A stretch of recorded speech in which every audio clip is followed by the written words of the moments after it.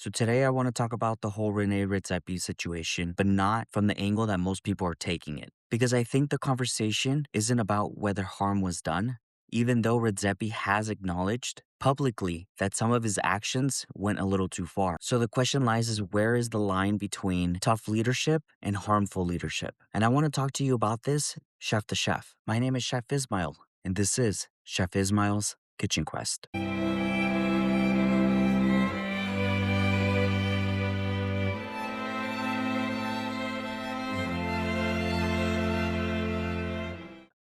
So I'm not going to lie to you. A part of me saw this whole situation and I felt like it was a little bit more complicated than what it was.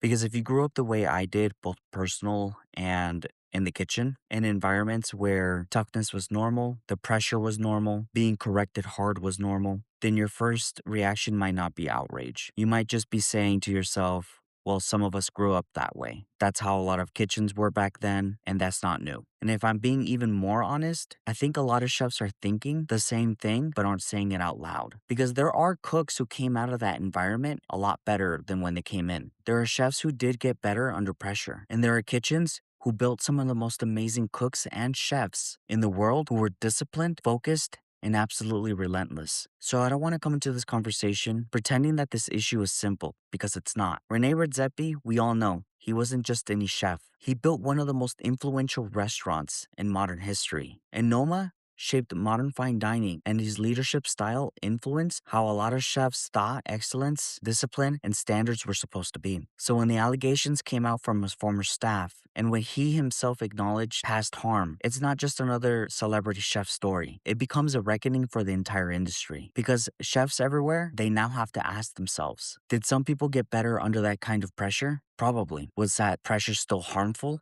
Also probably. But that's the tension. Real quick, if you're enjoying this conversation and you want more behind the scenes stories of the hospitality industry, don't forget to hit that subscribe button. It's free, it'll help us grow, and trust me, you won't want to miss what's coming up next. Now back to the conversation. Now I can't talk about this without looking at it in my own life. I've been in serious kitchens, I've been humbled, corrected hard, intimidated, overlooked, and had to prove that I belonged. And I remember my first time in a fine dining restaurant, working in the line on a Friday night, trying to keep up, trying not to drown, all while the tickets are all flooding in. And on top of that, my chef was staring at me with a glare that I will never forget. And because of that, I understand why some people defend these kinds of environments. Because some of them will say that the pressure made me, the kitchen made me a stronger chef, and that the chef made me even tougher. And maybe for some people, it's true, but I think that the mistake happens when the conversation ends here. I want us to ask ourselves, what did it cost to get you there? And another question would be, could you have become a great chef without being broken during the process? And I think that's where the industry kind of needs to grow up. Now, I believe in standards, urgency, discipline, correction, and accountability, but I don't believe that cruelty is the same thing as excellence. That's where I draw the line. A chef should be able to push people without humiliating them. They should be able to demand more without dehumanizing them. And a chef should be able to correct mistakes without making fear as the foundation of the kitchen. Because at the end of the day, fear might create obedience, but it doesn't always create trust. It doesn't create creativity, and it definitely doesn't create healthy leaders. And to me, it matters because I'm not just trying to produce amazing plates. I'm trying to produce amazing chefs for future generations. Now, here's another uncomfortable part.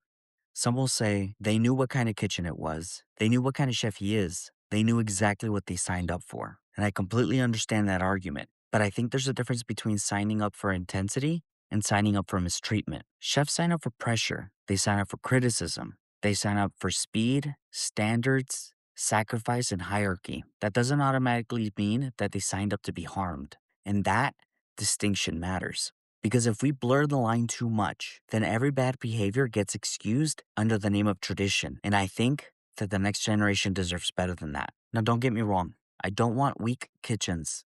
I don't want lazy kitchens. I don't want a kitchen where nobody gets corrected and everyone gets a trophy. That's not what I'm saying. I want a kitchen where the standards are high and leadership is better. I want a kitchen where communication is clear, where people are held accountable, where people show up on time, get their meals ready, and care about what they do. But I also want kitchens where people can grow without getting destroyed. Because to me, the best chefs aren't the cooks who can cook at a high level. The best ones are the ones who can create excellence and develop their team. And that's real leadership. So, When I see Rene Redzepi's situation, I don't see a villain story. I see a warning. I see a warning that perhaps that this industry has normalized too much for too long. A warning that talent and influence can make people excuse what should be questioned. A warning that every chef, including myself, has to keep checking on the culture that we're cultivating. Because yes, some people may have gotten better under that kind of pressure, but the question is not just that it make them better. The question should be, was there a better way to get them there? And I believe that there is.